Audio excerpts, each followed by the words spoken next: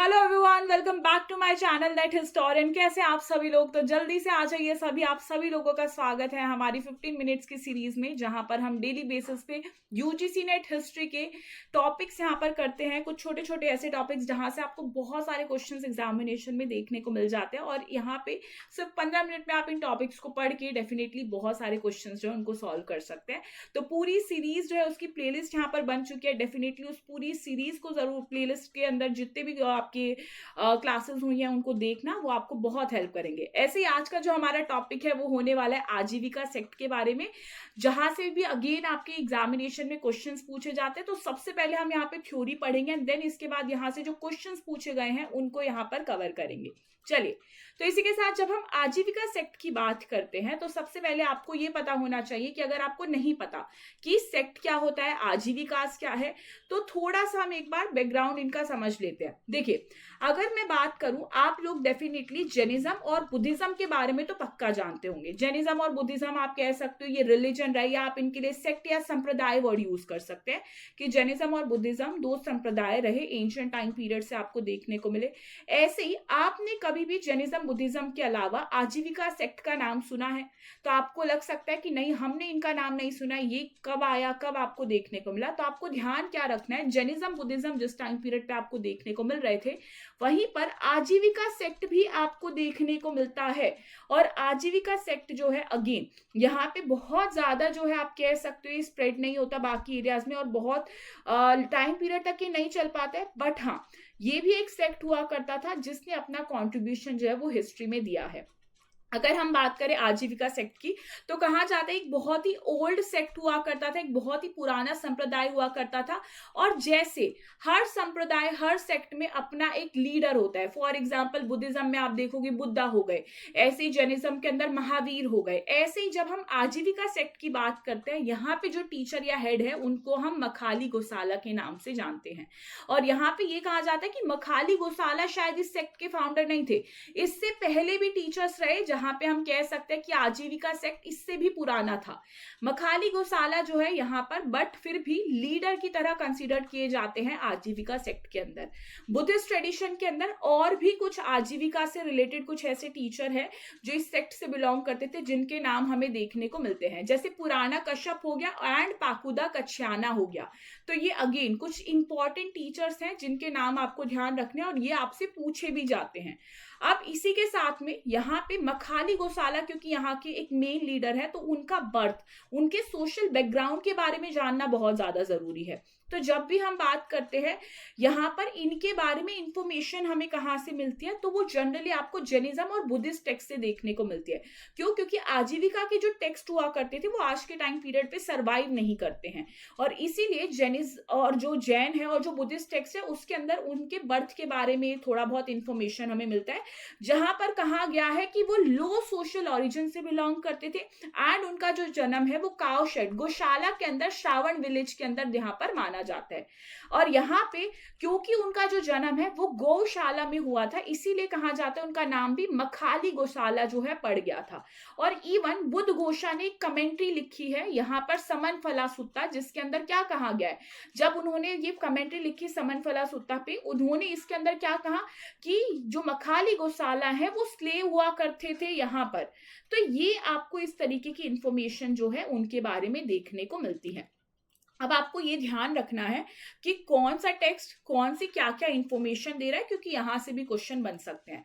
अब बात करते हैं यहाँ पे जो आजीविकास होते हैं इनकी फिलॉसफी की, कि इनकी फिलॉसफी क्या कहती है, किस चीज में विश्वास रखते हैं। जैसे कि जब आप बुद्धिज्म पढ़ते हैं उनकी अपनी फिलॉसफी है, जब आप जैनिज्म पढ़ते हैं अनेकतावाद से आदवाद, उनकी अपनी फिलॉसफीज होती है। ऐसे ही जब हम आजीविकास की बात करते हैं उनकी भी अपनी डॉक्ट्राइन है, और वो भी किसी चीजों पर यकीन रखते हैं। जैसे वो यकीन करते है नियति पर, फेट पर, भाग्य पर।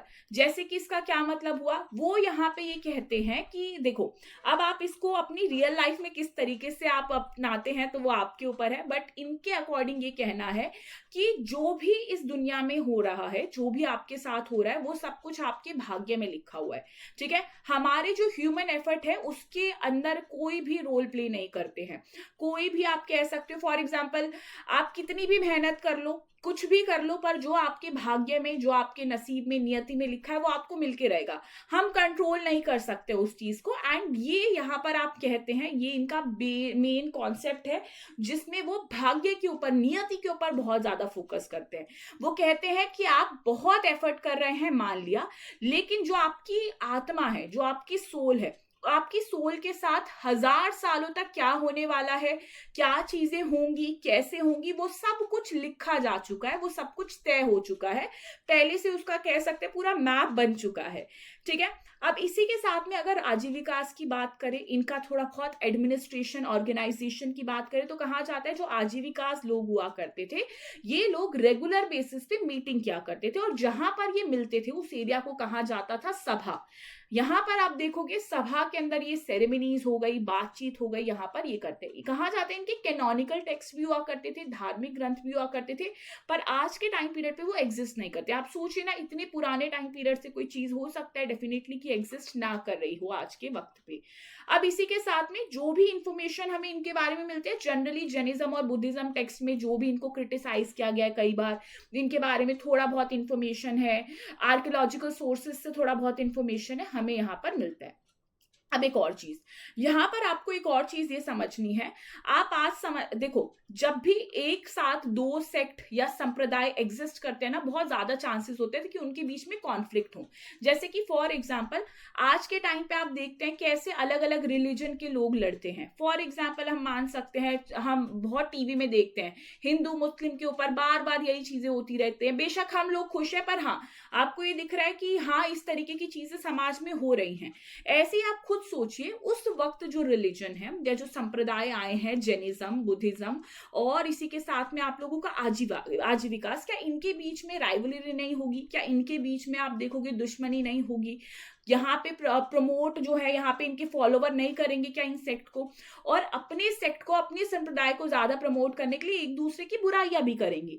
जैसे कि कुछ चीजें आपको इस तरीके से अभी आगे देखने को मिल जाएंगी। जैसे कि जब हम कहते हैं कि आजीविकास जो है वो कैसे रहते थे, क्या उनका तरीका था, तो कहा जाता है वो बहुत ही कठोर तपस्या परफॉर्म करते थे। इवन ये भी कहा जाता है वो बहुत कम फूड खाते थे।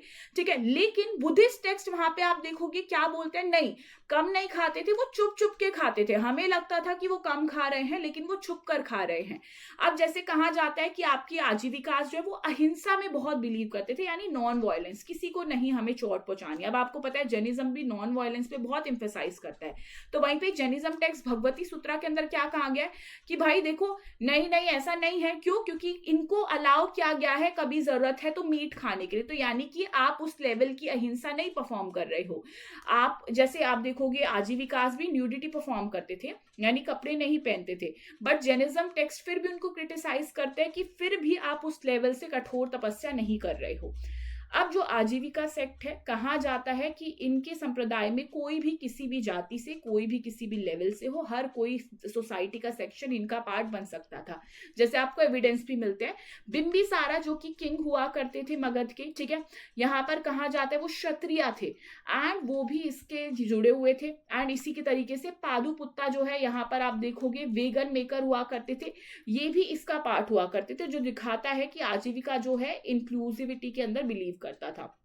और ऐसा आजीविका सेक्ट जो है उसको भी संरक्षण मिलता था। आप देखोगे जो किंग है वो संरक्षण देते थे इनको। प्रसन्नजीत जो हो गए कोसाला के किंग, वो इनको संरक्षण दिया हुआ था। ऐसे ही उस टाइम पीरियड पे जो अर्बन ग्रुप हो गए, ट्रेडिंग कम्युनिटीज हो गई, वो भी इनको पेट्रोनाइज करते थे। अब एक और इंपॉर्टेंट चीज यहाँ पर आपको ध्यान रखना है, आजीविकास का हेडक्वार्टर जो है वो कहाँ पर आपको देखने को मिलता है, क्योंकि ये है प्रीवियस ईयर क्वेश्चन। कहा जाता है मखाली गोसाला जो है, उन्होंने एक वर्कशॉप हुआ करती थी एक वुमेन पॉटर की, उसका नाम था हला हाला। श्रावस्ती के अंदर बेसिकली यहाँ पर ये शॉप थी, पॉटरी शॉप थी, और उसको अपना हेडक्वार्टर जो है मखाली गोसाला ने बनाया था। और जैसा मैंने आपको कहा कि बुद्धिस्ट और जैनिज्म टेक्स्ट में बड़ा क्रिटिसाइज आपको देखने को मिलता है आजीविकास के लिए, तो आप देखोगे इन टेक्स्ट में आजीविका सेक्ट के ऊपर बहुत ऐसी चीजें कही गई हैं जो कि इनको नीचे दिखाने का ट्राई करते हैं। जैसे बुद्धिस्ट टेक्स्ट अंगुत्तर निकाय में क्या कहा गया है कि बुद्धा जो है वो मखाली गोसाला को फुलिश मैन बोलते हैं। ठीक है, वो कहते हैं कि एक ऐसा इंसान है जो यहाँ पर बेसिकली लोगों को दुखों की तरफ धकेलता है। वो कंपेयर करते हैं उसको फिशरमैन से, जैसे कि एक फिशरमैन जो आपका मछुआरा होता है वो जाल फेंक के मछलियों को खींचता है जाल में, ऐसे ये यहाँ पे लोगों को खींचता है अपने जाल में, ऐसे कहा जाता है। जैनिज्म क्रिटिसिज्म भी ऐसा ही है। यहाँ पे कई बार भगवती सूत्रा में कहा गया कि कैसे मखाली गोसाला और महावीरा के बीच में एक बार लड़ाई हो गई थी और गोसाला ने महावीरा को श्राप दे दिया था, लेकिन महावीरा के पास इतनी शक्तियां थी कि उसने यहाँ पे वो फेल हो गए, वो नहीं उनको श्राप दे पाए। अब आजीविका सेक्ट जो उनके बारे में इंफॉर्मेशन आपको देखने को मिलते हैं मौर्य टाइम पीरियड पे भी, जिससे आपको पता चलता है कि मौर्य टाइम पीरियड पे भी यहाँ पे आजीविका सेक्ट हुआ करता था। जैसे पहली इंफॉर्मेशन दिव्यावदना टेक्स्ट है, उसमें आपको देखने को मिलती है कैसे आजीविका जो है वो फॉर्चून टेलर हुआ करते थे, भविष्य बताया करते थे। बिंदुसारा जो है, जब यहाँ पे बेसिकली उनको अशोका हुए, ठीक है, अशोका का जब जन्म हुआ तो जब आजीविका जो गए थे, ठीक है, किसके पास में, यहाँ पे बिंदुसारा के पास में, और उन्होंने कहा था कि कैसे बहुत ही बड़ा महान इंसान बनेगा, ठीक है, जिसकी वजह से बहुत खुश भी होते बिंदुसारा। ऐसे ही आपको आजीविकास के बारे में आर्कियोलॉजिकल एविडेंसेस भी देखने को मिलते हैं। कहा जाता है अशोका जो है उन्होंने 12 हील्स जो है वो आजीविका सेक्ट को दिए थे। ऐसे ही दशरथ जो अशोका के सक्सेसर थे, उन्होंने नागार्जुना हील्स जो है यहाँ पर दिए थे। तो ये एविडेंसेस आपको देखने को मिलता है। इवन अशोका का जो 7th पिलर एडिक्ट है उसमें भी यहाँ पर क्या कहा गया है, जो आपके धम्म महामतराज है उनको कहा गया है कि जो बाकी सेक्ट्स हैं उनको अच्छे से देखो, उनके अफेयर्स को देखो, उसमें इंक्लूड रहो, जिसमें आजीविकास का भी नाम है। ये देखो यहाँ पे आपको समझ नहीं आएगा, ये अपनी अलग लैंग्वेज पे है, तो यहाँ पे बट आपको क्या है रेफरेंस देखने को मिल रहा है। ये वो हील्स हैं जो आजीविका सेक्ट को यहाँ पर दी गई थी, 12 हील्स, ठीक है, तो ये आप देख सकते हो।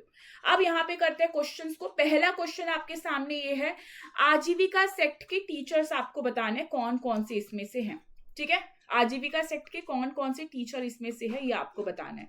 तो इजी है ये, अगर आप ध्यान से देखो, यहाँ पे पुराना कश्यप, मल्लीनाथ, पाकुदा कत्याना, नेमिनाथ एंड गोशाला मकरीपुत्रा, ठीक है। अब यहाँ पे एक सिंपल सी चीज क्या है, आपको ये पता होना चाहिए, मल्लीनाथ और नेमिनाथ ये दोनों क्या है, ये आपके जैन तीर्थंकर हैं, ठीक है। यानी कि अगर आपने बी और डी हटाया, आपने बी और बी हटाया, साथ में डी आपने हटाया, तो आपका राइट आंसर क्या आ जाएगा, बी आ जाएगा। यानी कि आपका पाकुदा कत्याना, आपका पुराना कश्यप एंड मखाली गोशाला राइट आंसर होगा, जिसको आपको लिख लेना है, ठीक है। नेक्स्ट क्वेश्चन आपको बताना है, श्रावस्ती के अंदर यहाँ पे मखाली गोशाला जो है उन्होंने वर्कशॉप ली थी, ठीक है, किससे, लेडी हलाहाला से। आपको बताना है वो किस कम्युनिटी से बिलोंग करती थी, जस्ट अभी हमने पढ़ा, ठीक है। तो यहाँ पे पॉटर, कारपेंटर, गोल्डस्मिथ या फिर आयरन स्मिथ, इसका राइट आंसर क्या होगा, आपका पॉटर, ठीक है। अब यहाँ पे नेक्स्ट आप लोगों का लास्ट क्वेश्चन है, आजीविका सेक्ट जो है उनको और किस किस नाम से जाना जाता है। अब ये क्वेश्चन क्यों इंपॉर्टेंट है, क्योंकि जो अभी हमने थ्योरी पढ़ा था उसमें हमने ये नहीं देखा, तो इसीलिए यहाँ से आपको एक नई एक्स्ट्रा इंफॉर्मेशन मिलेगी जिसको आपको लिख लेना है। क्या इंफॉर्मेशन है, आपको ये पता होना चाहिए जो आजीविका सेक्ट है उसको आप लोगों का हत्तापालेखन एंड आप लोगों का एक दंडिक नाम से जाना जाता है, यानी कि 1 और 2 आप लोगों का ए इसका राइट आंसर होगा। अब क्यों, यहाँ पे आपको ये समझना है। हत्तापालेखन का क्या मतलब है, ये कहा जाता है जो आजीविका सेक्ट है ना, वो जब खाना खाते थे जनरली वो हाथ से खाना खाते थे, एंड बेसिकली जब आप हाथ से खाना खा रहे हो तो आप हाथों को जो है कई बार लिक कर रहे हो, इसी वजह से आप देखोगे हत्तापालेखन जो है यहाँ पे उनका नाम पड़ गया कि वो ऐसे खाते थे, हैंड लिकर होते थे। इसी के साथ में एक दंडिक का क्या मतलब है, कहा जाता है कि आजीविका सेक्ट के जो लोग हैं वो अपने साथ में एक सिंगल स्टाफ यानी कि छड़ी लेकर चलते थे बैम्बू की, जिसकी वजह से एक दंडिक उनका नाम पड़ गया। तो ये आपको यहाँ पर ध्यान रखना है। चलिए, तो यहाँ पर एंड करते हैं आज के सेशन को इसी के साथ। Thank you so much everyone, I hope आपको ये सेशन डेफिनेटली पसंद आया हो। बहुत इंपॉर्टेंट ये टॉपिक है और यहाँ से आपने देखा क्वेश्चंस भी बनते हैं, 1-2 क्वेश्चंस और बने हुए हैं, बट डेफिनेटली 15 मिनट्स में हम इतना ही कर सकते हैं। बट हाँ, आप ये समझ जाना कि अगर आप इस लिमिटेड कंटेंट को पढ़ते हो तो डेफिनेटली यहाँ से कोई और क्वेश्चन बनेगा, आप उसको डेफिनेटली सॉल्व कर लोगे। चलिए, thank you so much everyone, मिलते हैं हम इसी के साथ कल।